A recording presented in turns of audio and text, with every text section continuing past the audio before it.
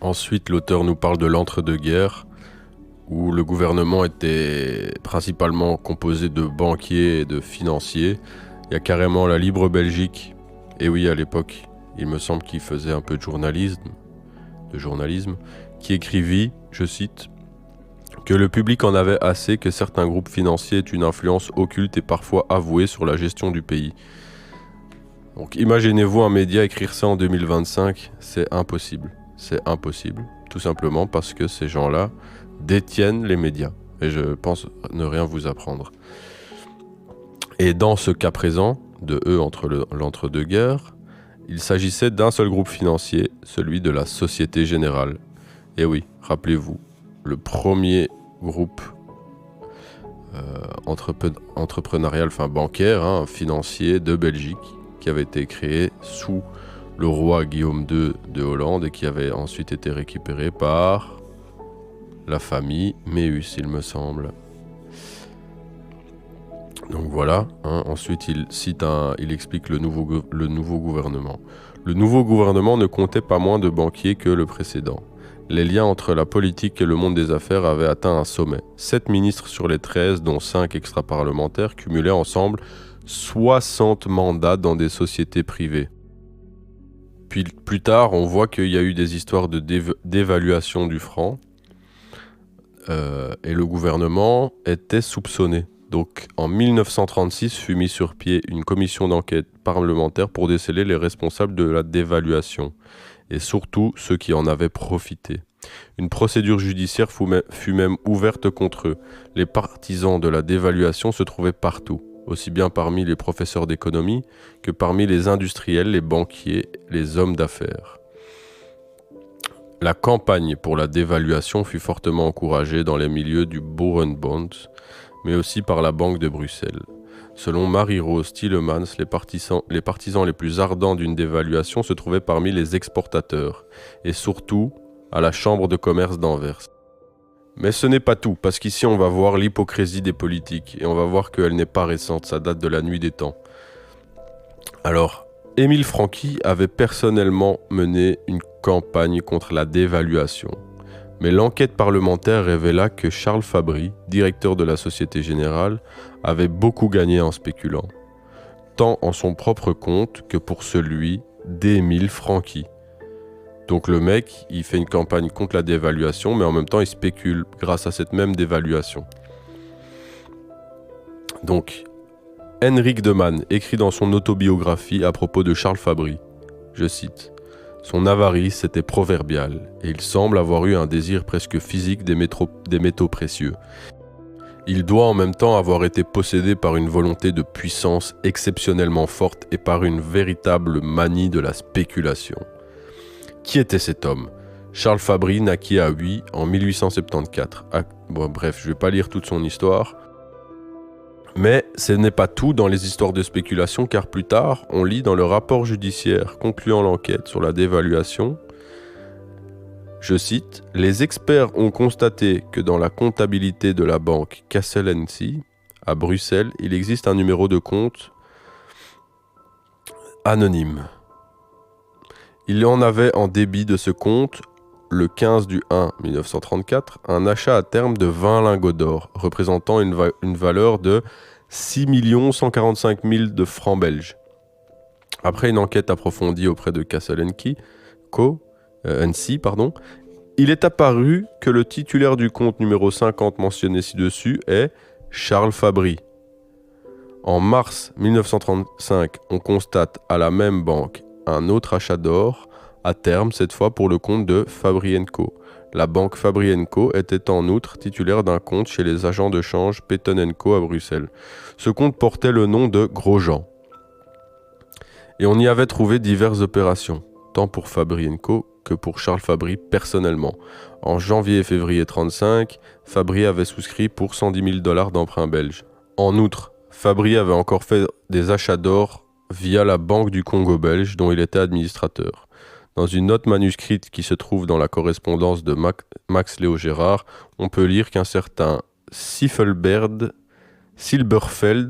a été expulsé de France pour trafic frauduleux d'or. Ce Silberfeld était domicilié auprès d'une banque parisienne avec laquelle Charles Fabry traitait régulièrement. Peu avant la dévaluation, Charles Fabry disposait d'un montant considérable à la baisse. En d'autres termes, il spéculait activement sur la dévaluation. Charles Fabry ne fut pas le seul à sortir suspect de cette aventure. Émile Francqui en fut lui aussi éclaboussé.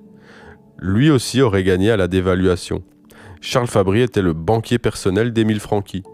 Tous deux déclarèrent à la commission d'enquête que Fabry avait un mandat tacite pour gérer les avoirs de Francqui, car celui-ci n'avait pas le temps de s'en occuper pendant qu'il était ministre. Bah ouais, tu m'étonnes, il était occupé à faire une campagne contre la dévaluation qui était en train de le rendre riche.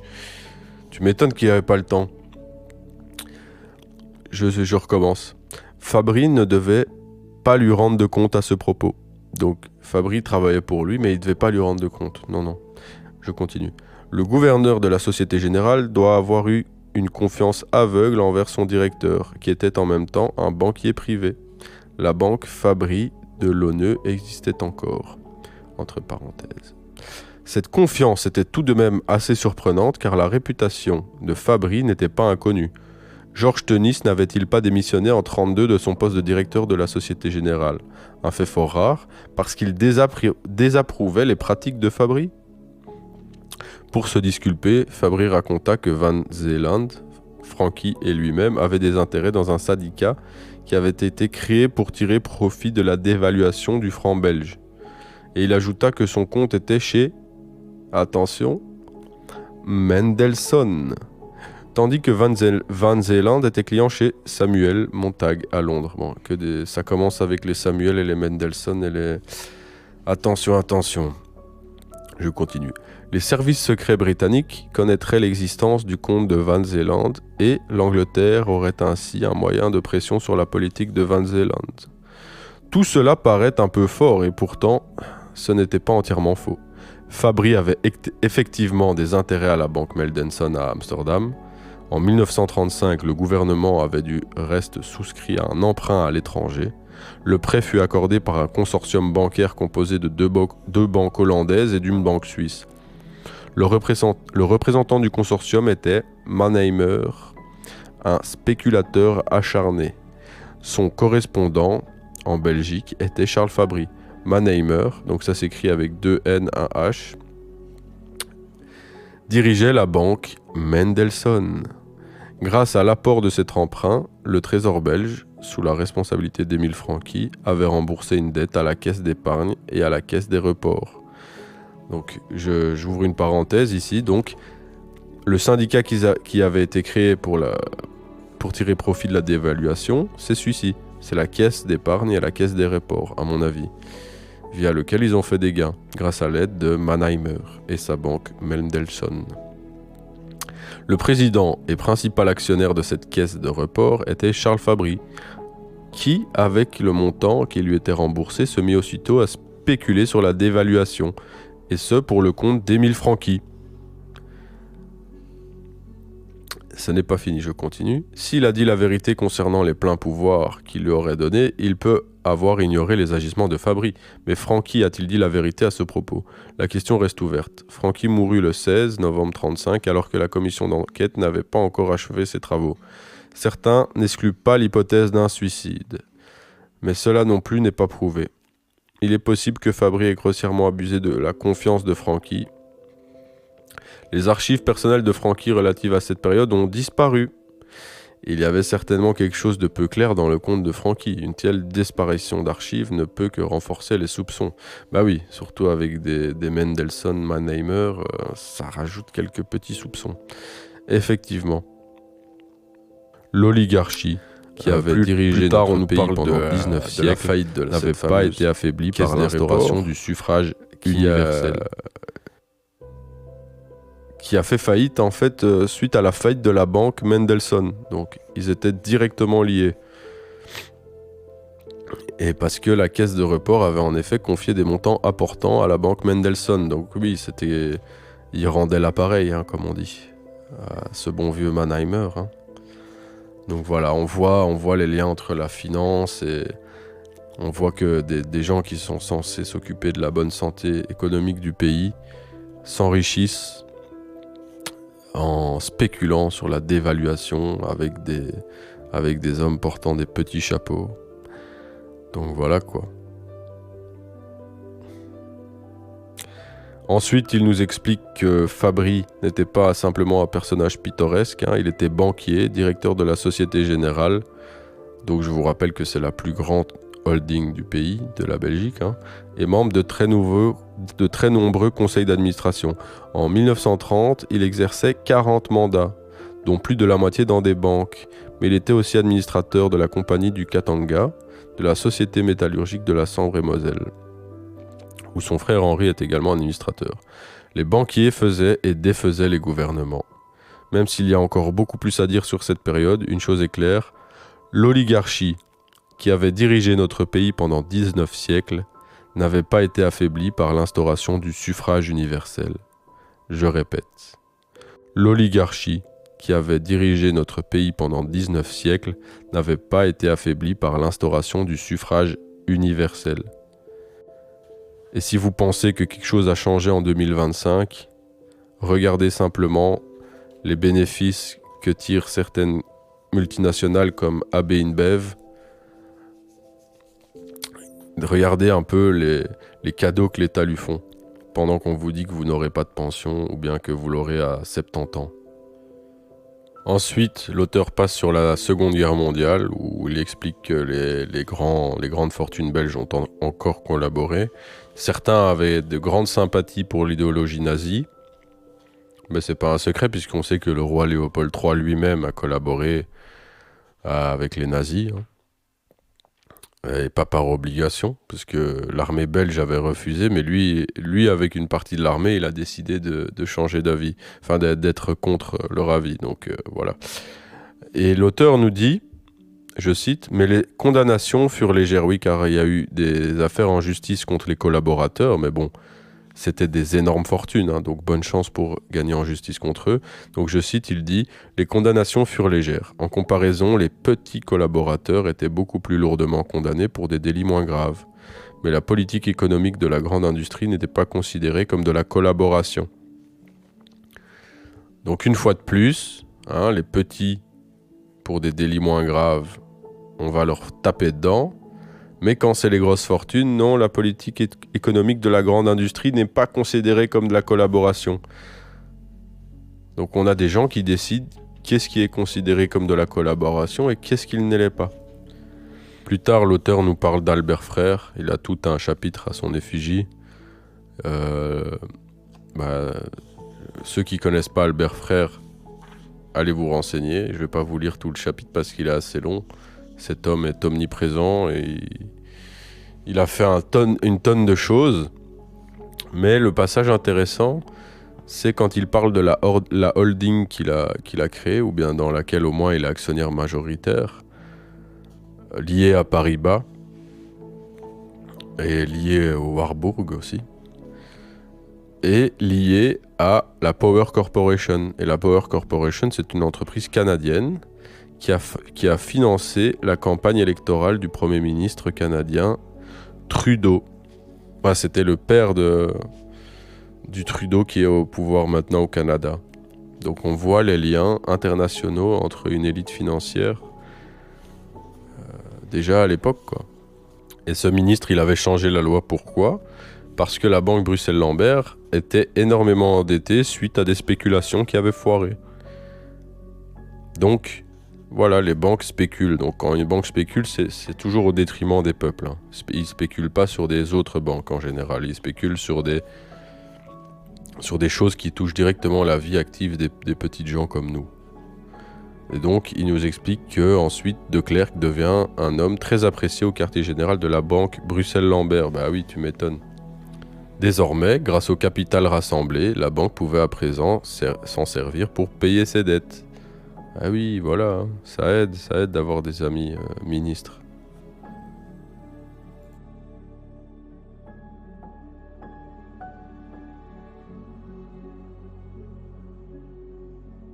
Tous les Belges qui regardent cette vidéo doivent certainement connaître cet homme. Un magnat de l'industrie belge qui a laissé son nom au pôle de commerce de l'Université libre de Bruxelles la plus grande université du pays. Donc Ernest Solvay naquit à Rebec, Rognon, une commune du Brabant wallon, le 16 avril 1838. Il était le fils aîné d'Alexandre Solvay. Un frère, Alfred, et 3 sœurs complétaient la famille. Son père était un homme très actif. Il exploitait une carrière de pierre, était saunier et pratiquait le commerce de l'huile, du savon et des denrées coloniales. Donc le padre, il était déjà dans les business de revente. Il avait peut-être des origines assez spéciales, si vous voyez ce que je veux dire. Il était également vice-président de la chambre de commerce de Nivelles. Donc le papa était déjà assez haut placé à ce qu'on peut lire ici. La mère d'Ernest était fille de notaire. Le milieu d'où est issu Ernest était donc moins modeste que certains l'ont prétendu. Ça c'est toujours, on nous prétend que les milliardaires de notre ère sont tous sortis du petit garage de papa. Eh ben Ernest, c'est la même chose, ils ont dû prétendre ceci, mais lorsqu'on s'intéresse à sa vie, on voit que c'est complètement faux. Donc Ernest Solvay était destiné au métier d'ingénieur. Mais une maladie s'opposa à ses projets. Il séjourna alors un certain temps chez des relations d'affaires à Anvers, où il acquit quelques notions de comptabilité. Mais ce stage d'Ernest ne dura pas longtemps. Il avait à peine 18 ans quand il rentra à l'usine de son oncle, Florimond Sémet. C'est là qu'il fit la découverte qui allait assurer sa fortune. Alors qu'il cherchait un moyen d'empêcher la formation de dépôts dans les conduites de gaz, il trouva un nouveau procédé de fabrication de la soude. La soude était utilisée aussi bien dans les ménages, pour la lessive et le nettoyage, que dans l'industrie, notamment du verre. Ernest Solvay avait 22 ans lorsqu'il fit sa découverte, et 1 an plus tard, il la fit breveter. En 1851, Ernest et son frère Alfred fondèrent bientôt une fabrique à Scarbeck. Le capital, 35 000 francs, fut avancé par la famille, mais cette somme était tout à fait insuffisante. L'affaire ne tourna pas comme elle le devait et une liquidation fut envisagée. Ernest se vit alors offrir la gérance d'une agence de banque nationale à La Louvière. Mais sous la pression de sa famille, il continua son entreprise, tout en cherchant de nouveaux fournisseurs de capitaux. Et il s'en trouva, parmi les amis de la famille, notamment Eudore Pirmez, député libéral et ancien ministre de l'Intérieur, ce qui permit bientôt la création de la société Solvay NC. Le capital de départ s'élevait à 136 000 francs et Couillet fut choisi comme lieu d'implantation. Mais il ne fallut pas longtemps avant que la Belgique ne devienne trop petite pour Solvay. En 1872, il ouvrit une usine en Angleterre et un peu après ce fut le tour de la France, de l'Allemagne, de l'Autriche et de la Russie. Avant la fin du 19e siècle, Solvay NC était déjà une vaste multinationale. Elle employait 20 000 travailleurs en 1913. Donc je vais m'arrêter là. Ensuite, il nous explique que Ernest Solvay n'était pas un patron commun de l'époque, c'est-à-dire qu'il se souciait quand même pas mal de ses ouvriers.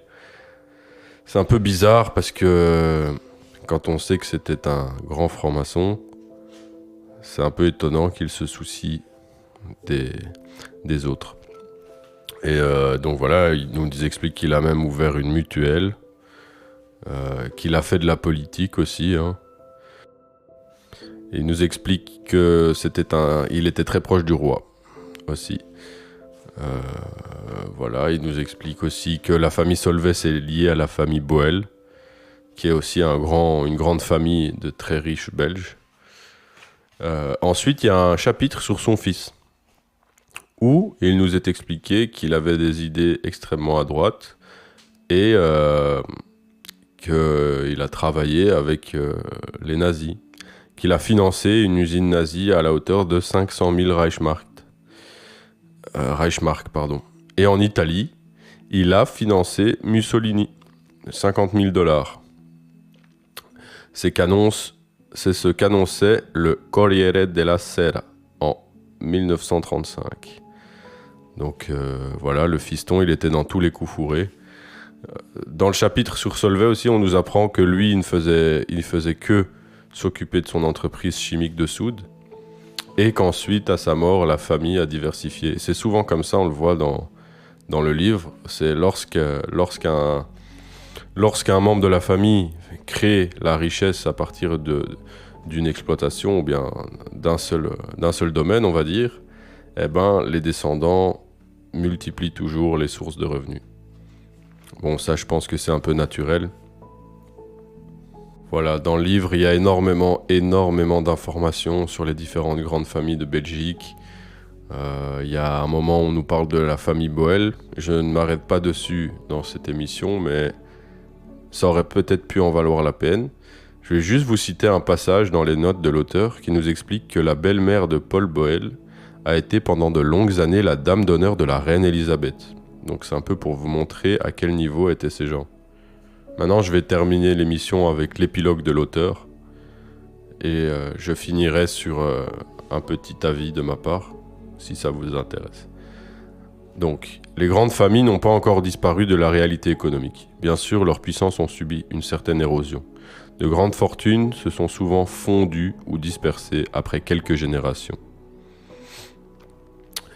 Ensuite, l'auteur nous explique qu'il y a de moins en moins de nobles qui se trouvent à la tête de comités d'administration ou autres, beaucoup moins qu'à l'époque, mais qu'il y a encore une forte représentation au niveau des managers qui ont un certain pédigré de nobles ou de bourgeois. L'auteur nous annonce aussi qu'il sera toujours plus facile de réussir dans ce milieu-là si vous venez de cette classe supérieure. Lui, il dit que c'est parce que le bagage et le savoir-vivre qui sont inculqués à la maison jouent un rôle important. Moi, je pense que c'est plus une histoire de piston. Vous m'avez compris. Ensuite, l'auteur nous dit « L'économie belge s'est trop longtemps nourrie des secteurs traditionnels, édifiés au XIXe siècle sur les richesses coloniales. Ces secteurs doivent à présent affronter de grandes difficultés. Pensons simplement à l'acier et à l'ancienne colonie qui est maintenant un territoire politiquement indépendant, où les matières premières sont vendues au plus offrant. Les choses étaient beaucoup plus faciles jadis et certains se sont endormis sur leur laurier. La crise les a réveillés, mais hélas un peu trop tard. Un navire pesant comme la Société Générale a toutes les peines du monde à se remettre en marche. » Ensuite, l'auteur nous parle de la famille Frère et nous dit que pour ce genre d'énormes fortunes, la Belgique est trop petite et que l'économie est une affaire internationale. Et donc que ce phénomène-là enterre peu à peu le pouvoir des 200 familles. Pour commencer, c'est assez drôle que l'auteur nous stipule en préface, ou bien son préfacier, je ne sais plus si c'est lui ou le préfacier, mais qui nous dit que ce livre n'a pas pour but de pointer des complots, alors que tout le long de l'ouvrage, l'auteur nous révèle des complots.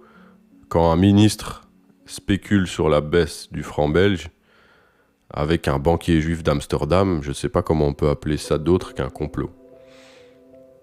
Ensuite, dans l'épilogue que je viens de vous lire, où il dit que les familles perdent peu à peu de pouvoir financier, oui certes, une famille comme Solvay reste à la tête d'un empire qui vaut des milliards et est toujours allié à la finance mondiale, internationale. Mais oui, c'est vrai que je pense que si on prend en pourcentage les nobles de l'époque, qui avaient une influence dans l'économie belge comparée à aujourd'hui, elle doit être beaucoup moins importante étant donné que le pays est ouvert aux capitales internationaux. Même si c'était déjà le cas avant, c'était plus compliqué. Ceci étant, il reste des familles qui bénéficient d'avantages énormes de la part du gouvernement, comme le groupe AB InBev, détenu par la famille de Spoelberg, Van Damme et une troisième dont j'ai oublié le nom. Voilà, il y a quand même l'Union européenne qui a dû intervenir pour leur obliger à payer 700 millions d'euros d'impôts impayés que la Belgique leur avait permis de ne pas payer. Voilà, tous ceux qui ont essayé de ne pas payer des taxes une seule fois dans leur vie, ils ont remarqué que ça se passe pas comme ça. Bref, ce livre est vraiment intéressant. À première vue, on se dit, bon, qu'est-ce que je m'en fous de savoir les plus riches de Belgique ? Mais c'est assez étonnant d'apprendre que, je veux dire, quand on pense à la Belgique, surtout dans les années 1900, 1800, on se dit, bon, c'est un petit pays, certes, ils avaient un bon niveau industriel, mais bon, on va pas s'imaginer qu'il y a des Belges qui sont dans les membres créateurs du groupe Bilderberg, qui étaient dans les premiers membres de la trilatérale. On s'imagine pas que des familles de nobles invitent des secrétaires de l'OTAN à faire des parties de chasse chez eux. Bon, à part quand on a lu les dossiers bis de l'affaire Dutroux. Mais ce livre est très intéressant car il permet de faire plein de liens entre des choses qui, à première vue, n'ont pas l'air reliées. C'est un livre que je conseille à tous. J'ai vu qu'il était achetable sur Internet, donc faites-vous plaisir. Et voilà, c'était tout pour moi. C'était la première émission d'une série qui s'annonce certainement longue, étant donné que j'aime lire, et surtout des ouvrages informatifs comme celui-ci. Donc voilà, prenez soin de vous, et merci pour l'écoute. C'était Diego.